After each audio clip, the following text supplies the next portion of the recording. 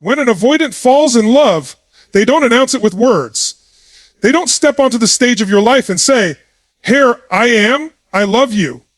No, with an avoidant, love doesn't begin in the mouth. It begins in the body.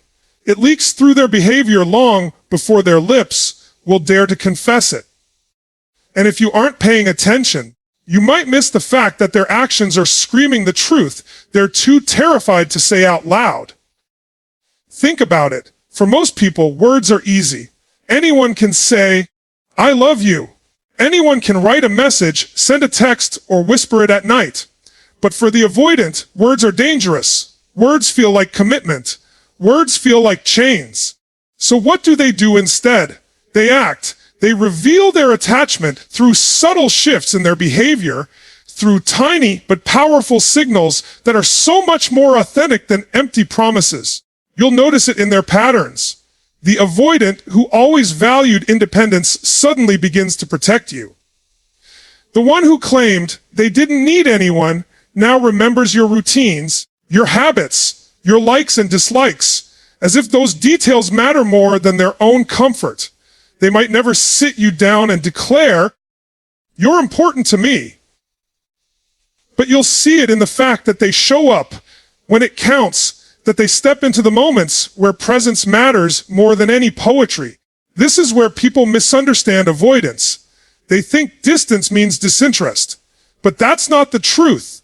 What you have to understand is that for someone who's wired to run, choosing to stay, even silently, even awkwardly, is an act of love.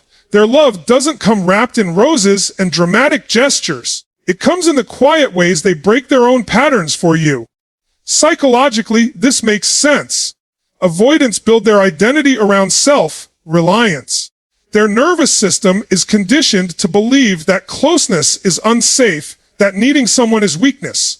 But when love comes in, when someone penetrates those defenses, the avoidant begins to leak vulnerability in ways they can't hide.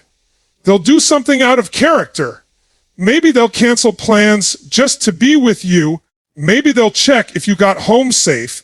Maybe they'll remember that story you told 6 months ago and bring it back up like it mattered.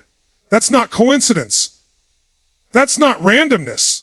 That's love translating itself into action because words are still too costly.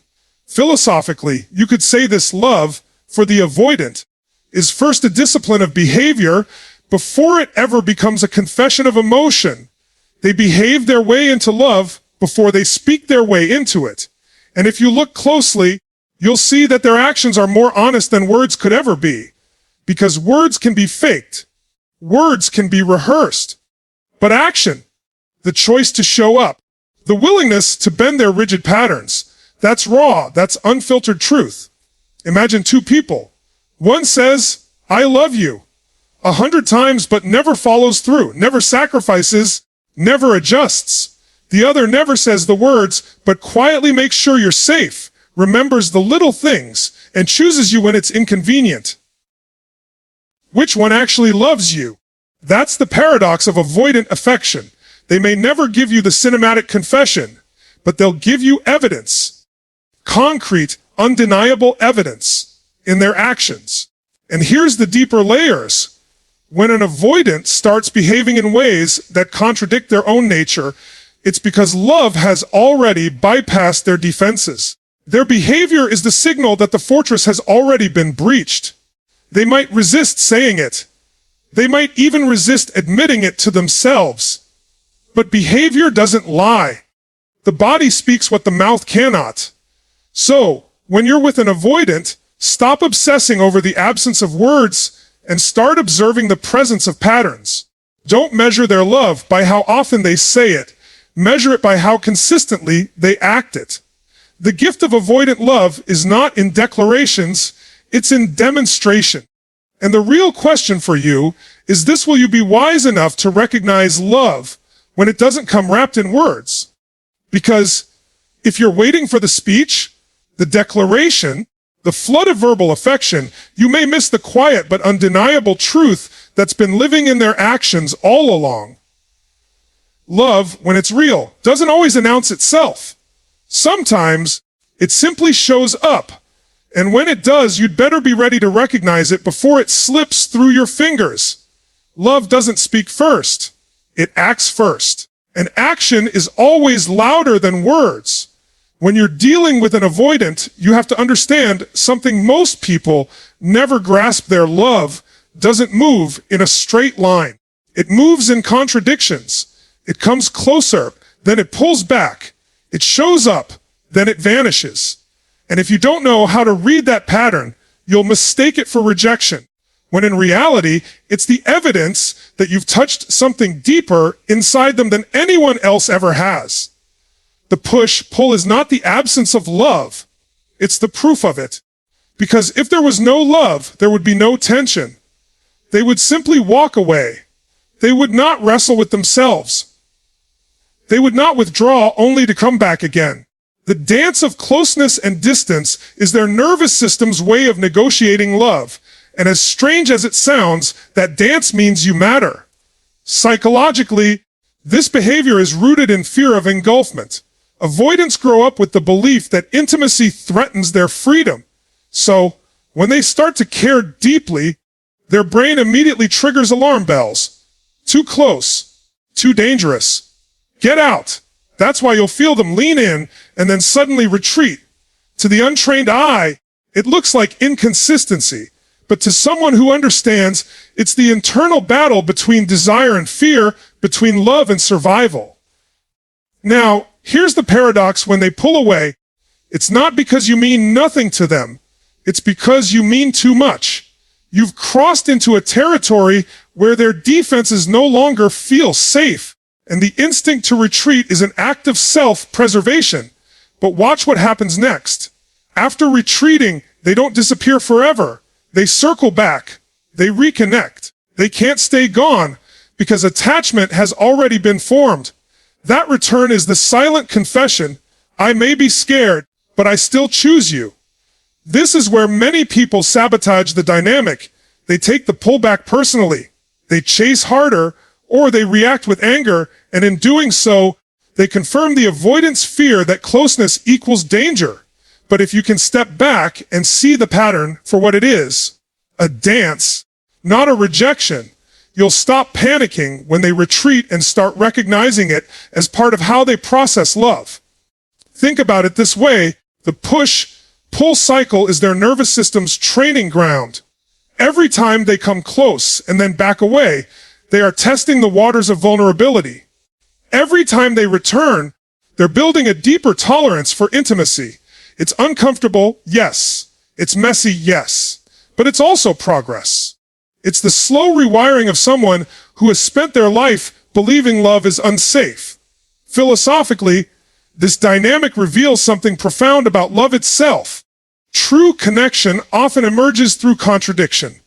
The avoidant is living proof that love doesn't always look like the storybook version. Sometimes love looks like tension. Sometimes it looks like retreat.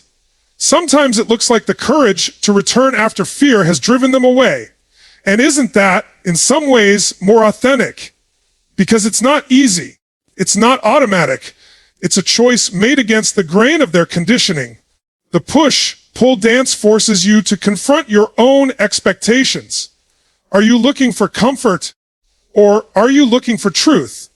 Because the truth is, when someone wired to run keeps circling back, it's not weakness. It's evidence of love fighting through their fear. It's love proving itself, not in the absence of struggle, but in the persistence of return. You see, when they withdraw, they're not leaving you behind. They're retreating into themselves, trying to regain balance. And when they come back, it's because despite all their fear, something inside them knows they can't let you go. That cycle, frustrating as it may be, is not a sign of failure. It's a sign of attachment that's too powerful to ignore. So don't misread the dance. Don't confuse retreat with rejection or distance with disinterest. Look deeper. Recognize that the very act of pushing and pulling is their way of loving while still protecting their fragile sense of safety.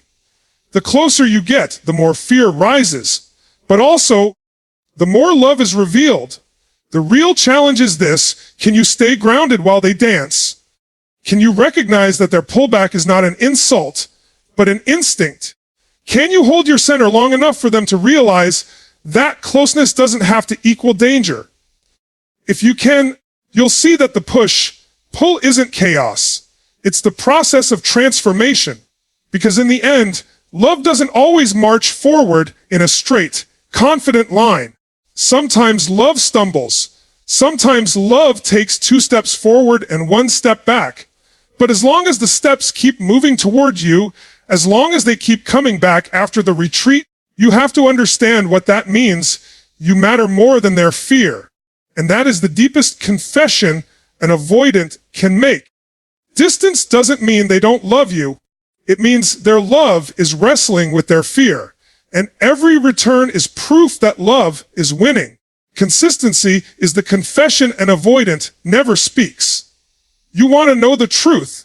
It's not in the romantic words. It's not in the big promises. It's in the rhythm of their return. It's in the fact that no matter how far they run, no matter how many times fear drives them into silence, they always circle back. That is their "I love you." That is their testimony. And if you learn to see it, you'll recognize that it's more powerful than 1,000 empty declarations. Why is consistency so important?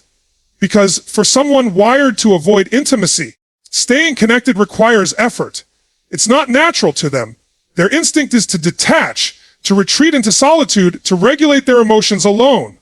So, when they keep coming back, when they continue showing up despite that instinct, you're witnessing a war being won. You're watching love overpower fear, not in grand gestures, but in steady, repeated choices. Psychologically, this is the heart of attachment theory. Secure people express love with ease. They can say it, show it, lean into it. Anxious people express love in urgency. They cling, they chase, they vocalize it constantly. But avoidance, their love is revealed in consistency. Because every act of consistency is a rebellion against their own wiring. Every return says, "I'm terrified, but I still choose you." Every steady presence says, "My instinct is to run, but my heart refuses to let go." Here's the mistake most people make. They're looking for fireworks. They want words dripping with romance. They want daily affirmations and visible displays of affection. And when the avoidant doesn't deliver those things, they assume love is missing. But what they don't see is that the quiet, repeated return is worth 10 times more. It's not flashy, but it's real. Because anyone can say, "I love you," in a moment of passion, but only someone who means it will keep coming back again and again, even after fear pushes them away. Philosophically, this is where we misunderstand the essence of love. We think love is about intensity, about the height of emotion. But in truth, love is about endurance. It's not about the loudest declaration, it's about the longest commitment. And that's what consistency represents.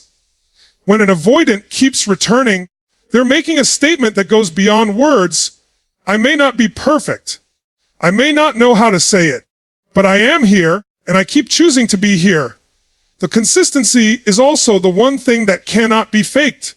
You can fake passion for a day. You can fake intensity for a season, but you cannot fake showing up over and over again. You cannot fake the decision to re-enter someone's life when your entire nervous system is screaming for distance. That's why an avoidance consistency is the purest confession of all. Now let's go deeper. What does consistency mean for you? It means you must learn to recognize love in patterns, not just in moments. You must stop obsessing over what they said or didn't say and start asking yourself, are they still here? Do they keep showing up? Do they return even after fear pulls them away? Because that pattern is the evidence of attachment. That pattern is the truth beneath the silence. Think of it like this. Imagine a tide that pulls back, but always returns to the shore. That's avoidant love. The retreat is inevitable, but so is the return. And it's the return that matters. Because it proves there's something magnetic, something binding, something undeniable pulling them back toward you. That pull is not habit. It's not convenience. It's attachment. It's love refusing to let fear have the final word. This is why you should never dismiss the power of consistency. It might not look dramatic. It might not look like the kind of romance you see in movies. But it is deeper. It is more resilient. Because love that survives the storm of avoidance is love that has proven its strength. So, the question you must ask yourself is this: are you awake enough to notice it? Are you wise enough to value consistency over theatrics? Because if you are, you'll realize that every time the avoidant comes back, every time they choose connection over escape, every time they remain present, even when it costs them comfort, they're telling you the one thing they can't say with words: you matter. And that is the truest confession of all. Consistency is not ordinary, it's extraordinary. Because in the end, the one who keeps returning has already told you everything. Love isn't in the words, it's in the choice to stay. Here's the truth most people never notice. When an avoidant loves you, the real proof isn't in the big gestures. It's not in the public displays of affection. It's not in the loud declarations. It's in the quiet, invisible acts that no one else sees. The hidden ways they care. The small decisions they make that protect you, honor you, and value you. Even when they don't tell you about it. These silent acts of devotion are the love letters they never write, and yet they speak louder than anything they could have said. Think about how an avoidant moves through the world. They're guarded. They don't give away their heart easily. They don't broadcast their feelings because that feels too vulnerable, too risky. But that doesn't mean they're not loving. It means their love comes out sideways, in action, in subtlety, in devotion disguised as practicality. They may not sit across from you and pour out their soul, but they'll fix the problem you didn't even know you had. They'll remember the detail you thought they ignored. They'll defend you when you're not in the room. That's their language. Psychologically, this makes sense. Avoidants are uncomfortable with overt displays of vulnerability, but love still demands expression. The human psyche cannot suppress attachment forever. So instead of verbal declarations, they default to action. They express through doing, not saying. For them, repairing something that matters to you, showing up when you didn't ask, or anticipating your needs is safer than, "I love you." But if you know how to read it, those behaviors are just as profound, sometimes more so. What's fascinating is that these acts are rarely acknowledged because they don't advertise them. They don't say, "Look at what I did for you." They do it silently, almost in secret, as though the act itself is enough. And maybe that's the point. For an avoidant, the authenticity of love is not in the announcement, but in the action itself. When they quietly rearrange their life to support you, when they sacrifice without drawing attention to it, it's their way of saying, "This is how I love. This is how I show you you're important." Philosophically, it challenges us to rethink what devotion really means. We live in a culture obsessed with words and gestures, but real devotion is not in the spotlight. It's in the shadows. It's in the choices no one else notices. It's in the moments that never make it onto social media, the moments that don't need applause. The avoidant, in their silence, reveals this deeper truth. Love is not proven by how loudly you say it, it's proven by how consistently you live it. And here's the paradox, because they don't verbalize it, many partners miss it. They mistake silence for indifference. They miss the small things because they're searching for big things. And in that blindness, they fail to recognize that the avoidant has already given them proof. That meal you didn't have to cook. That detail they remembered. That small thing they fixed without saying a word. Those aren't random acts. Those are devotion. Acts of service rooted in love. You see, the avoidance love is hidden in the ordinary. And if you want to truly connect with them, you have to develop the eyes to see it. You have to recognize that sometimes the truest love doesn't shout. It whispers. It doesn't demand recognition. It quietly sustains. And that takes maturity. It takes wisdom. Because if you can't see it, you'll always feel unloved, even while being deeply loved. And that's the tragedy for so many people. They walk away from avoidance thinking, they never showed me love, when in fact, love was there all along. In the details, in the hidden gestures, in the sacrifices no one else noticed. The avoidant was speaking their love language. The partner just didn't know how to listen. The real challenge for you is this. Can you tune your awareness to the small, subtle, silent acts? Can you value the love that doesn't advertise itself? Can you recognize that devotion isn't always about how loudly someone declares it, but how consistently they prove it in the quiet? Because once you do, you'll realize something powerful. The avoidant may never say it the way you expect, but they will show it in ways you can trust. And those ways, though silent, are often the most reliable indicators of all. Love doesn't always speak in words. It hides in actions. And if you can see the silent devotion, you'll discover you were loved more deeply than you ever imagined. When you love an avoidant, you're not loving someone with open doors and unlocked windows. You're loving someone who has built walls, thick, guarded, and carefully reinforced over years of self-protection. And yet, here's the paradox: when they begin to let you in, even just a little, that act is monumental. Because for an avoidant, vulnerability is not natural, it's the ultimate risk. It means stepping outside of the fortress they've spent a lifetime building. It means giving you access to the most fragile part of themselves. And that is not something they do lightly. Most people misinterpret this guardedness. They take it as coldness, as indifference, as proof that the avoidant doesn't care. But the truth is far more complex. Their guarded walls aren't about you. They're about them. Those walls were built in childhood, when intimacy felt unsafe, when closeness felt suffocating or unreliable. The avoidant learned to survive by protecting their inner world. And so, when love enters the picture, they don't simply fling the gates wide open. They test, they hesitate, they open a crack, then close it again. That's not rejection. That's evidence that you've touched something deep enough to stir both desire and fear.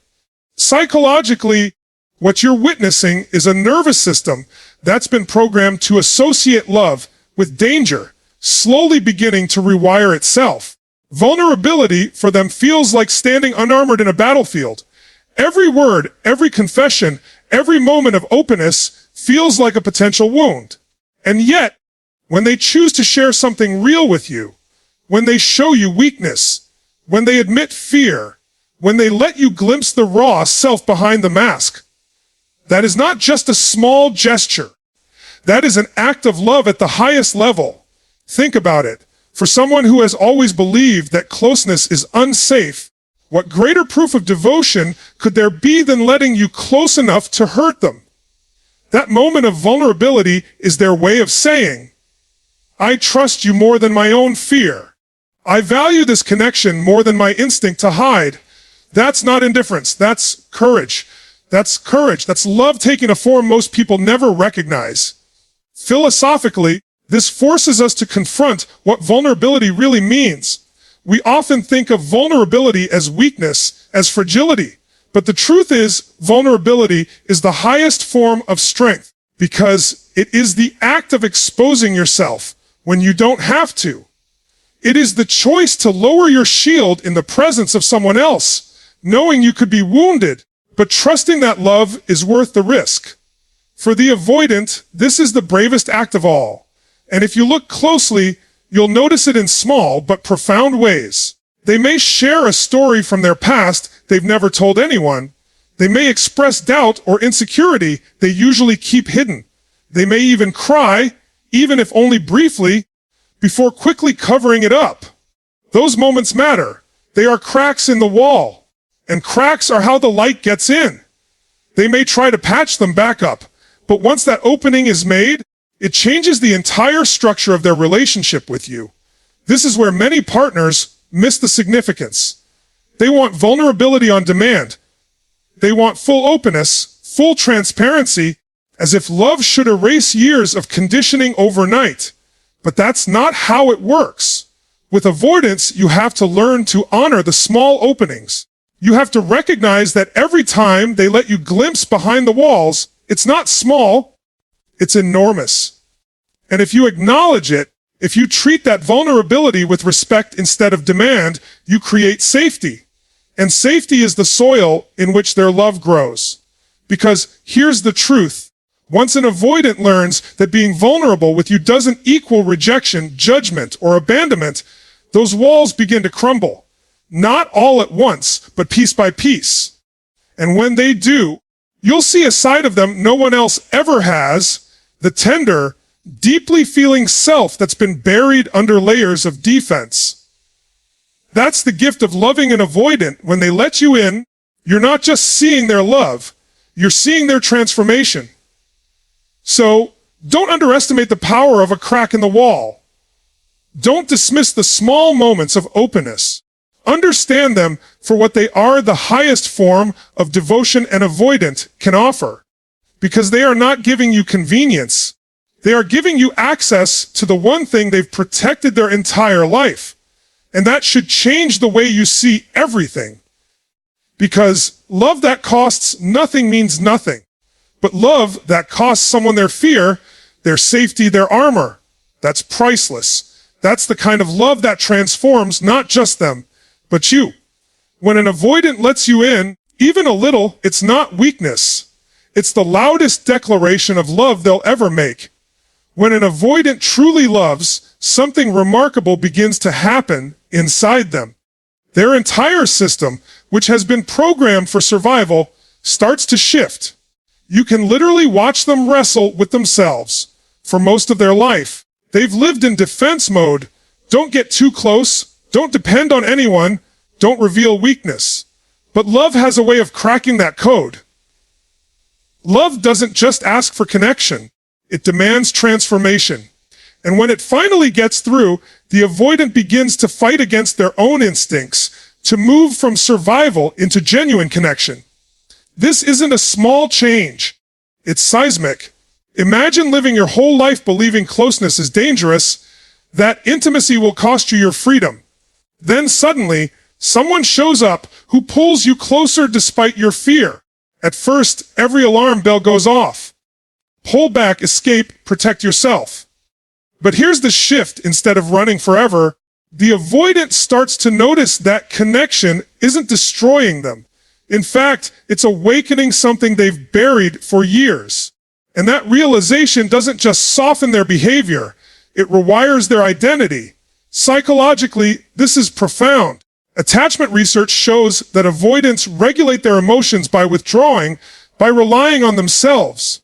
But when they fall in love, their nervous system begins to experience a different reality. Closeness doesn't have to equal suffocation. Dependence doesn't have to equal danger. They begin, step by step, to override the old wiring. And you'll see it in moments that feel small, but are massive. When they choose to lean in instead of running, when they choose to talk instead of shutting down, when they choose to stay even though every cell in their body is screaming to retreat. That choice, that moment of leaning in, is transformation in motion. It's love teaching them to live differently. It's not about becoming someone else. It's about becoming more of who they were always meant to be, but fear had buried. Philosophically, this raises a deeper truth. Love is not just a feeling, it's an evolutionary force. It pulls us out of survival and into growth. Survival says, protect yourself at all costs. Love says, risk yourself because connection is worth it. And when an avoidant begins to act against their survival instinct, you are witnessing love in its purest form. Not love as fantasy, not love as performance, but love as transformation. Now, this transformation doesn't look clean. It's messy. It's inconsistent. Some days they'll surprise you with openness. Other days they'll retreat into old patterns. But that's how change works. It's not a straight line. It's a spiral. Every time they choose connection again, they're proving that the old wiring is breaking down. Every time they fight through the fear, they're proving that love is stronger than the instinct to hide. And here's the part that most people overlook. When an avoidant starts transforming, it's not just about them. It's about you, too.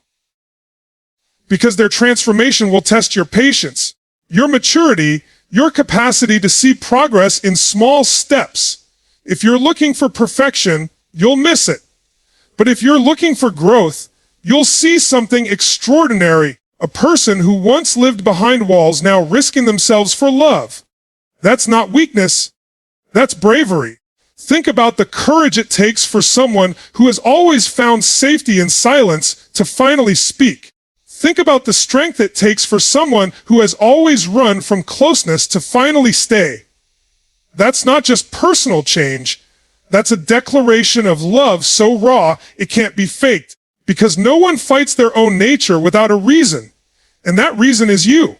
This is why I say, when an avoidant begins to transform, don't dismiss it as small.